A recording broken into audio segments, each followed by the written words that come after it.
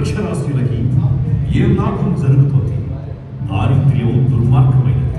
అది మన ఆత్మగౌరవాన్ని, అభిమానాన్ని, ఆలోచన శక్తిని, మర్యాదను మంటగలుగుతుంది. దేశానికి స్వతంత్ర్యం వచ్చి ఎన్నో దశాబ్దాలు గడిచిపోయాయి. ఇంకా కోట్లాది మంది పట్టెడు మెతుకులు లేక, మూరెడు గుడ్డ లేక అల్లాడిపోతున్నారు.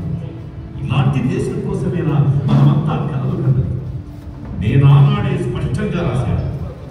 సాంఘిక సమానత్వం కోసం కుల నిర్మూలన, ఆర్థిక సమానత్వం కోసం భారీ పరిశ్రమలన్నీ జాతీయం చేయాలి, నిరుద్యోగాన్ని రూపుమాపాలి, వ్యవసాయం ఉమ్మడి వ్యవసాయ క్షేత్రాలలో ప్రభుత్వమే పరిశ్రమగా నిర్వహించాలి.